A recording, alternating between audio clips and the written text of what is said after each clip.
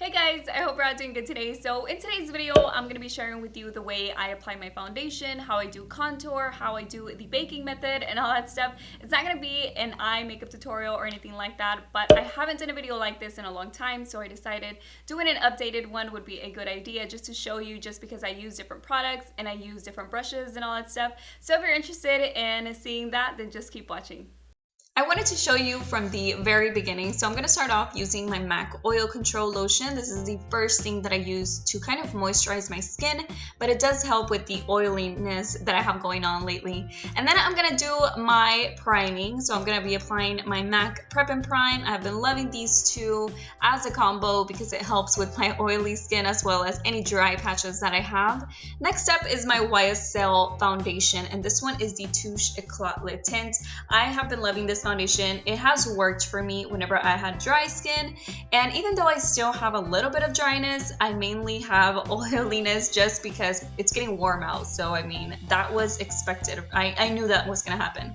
So this foundation has worked out perfectly. I'm just blending it out with my beauty blender because I like it. I like it with the beauty blender, and I like to blend it out with the brush. So either one, but today I'm just using my beauty blender. Next, I want to brighten up my face. Of course, you guys know that usually for something like this, you use a light concealer, which is what I'm doing. This is the Makeup Forever Ultra HD Concealer, and I love it. It doesn't crease. It does a great job. It does get into my little fine lines, but I expect that too because it's just gonna happen. So I'm applying that on my under eye area, on my highlighting areas, which is the bridge of my nose, my forehead, my cupid's bow, and my chin. Since I wanted a little more brightness to my skin, I went ahead and I applied my Maybelline Age Rewind, which is a pink concealer. It does brightening. So if you are looking for anything from the drugstore, this works perfectly, and it's going to brighten that under eye area, and it's just going to help out a lot. So I love these two products. I love the combination.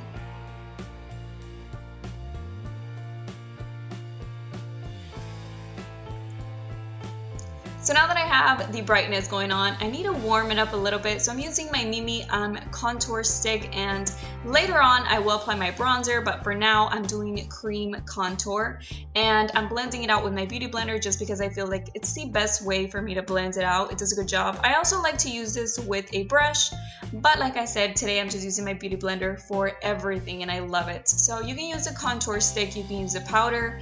It's really up to you, but this is the full way that I do it. So now I'm switching my beauty blender just on the other side, and I'm going to blend out the under eye area again just so that I make sure that it's not creasing. And I'm applying my NYC Smooth Skin Loose Powder. This is my favorite powder to do the baking method, and I am applying a generous amount. You want to make sure that you do that because it's a little bit of baking if that's what you're going for. And I'm applying that everywhere where I applied my brightening concealer.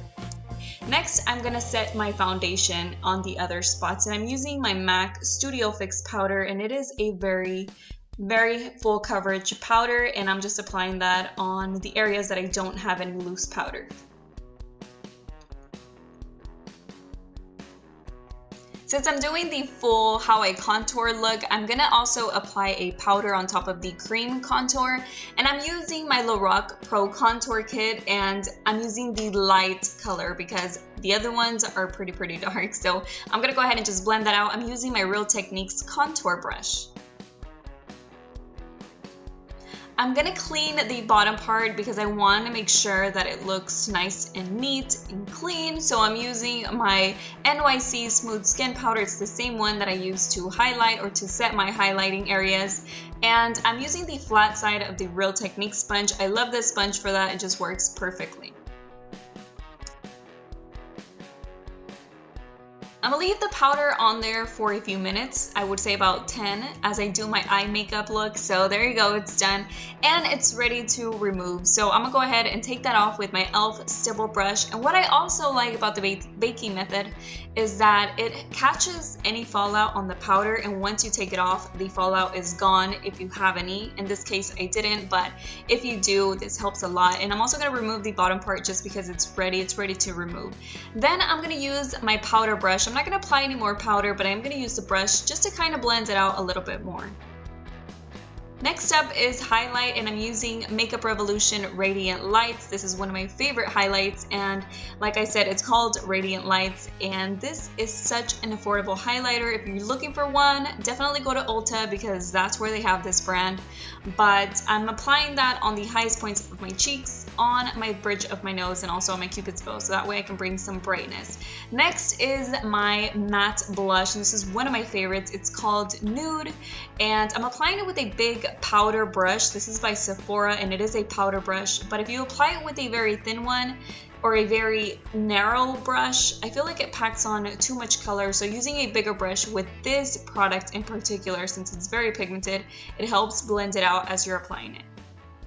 Using another big brush because like I said, I'm just loving how it blends everything out. I'm using my bronzer this time, and it's another Makeup Revolution powder. And no, this is no way sponsored by Makeup Revolution. I wish, because I really love their products. They're so affordable and very easy to work with, but also pigmented. So you are going to get the color that you see. You just have to be light-handed and be careful in using it because you don't want it to look too streaky. But this is the complete look, and this is the way I contour, I highlight, I apply my bronzer, my blush, and all that good stuff. And this is the way that obviously it ends up looking. I do this every single time I do my makeup because if I feel like I'm gonna do my makeup, I wanna do it the full way. Most of the time it's like this. And then of course I will do, you know, whatever eye makeup I want or whatever I'm feeling that day. And I still feel like it's very wearable. It's not too much, even though I do take a lot of steps to do it. So of course, if you're not into that, then you're probably not gonna like it. But I mean, there's the way that it ends up looking, and I feel like it's very wearable. So I hope you guys enjoyed it and learned maybe a trick or two, maybe that you didn't do, that you might do now. And I forgot to mention to you guys, but if I feel like my under eye area, and I didn't use it because I didn't feel like I needed it, but if I do use the erase paste anytime I want to cancel out any darkness on my under eyes or anything like that. I do use that one. I just didn't use it in today's video, but I did want to throw that in there.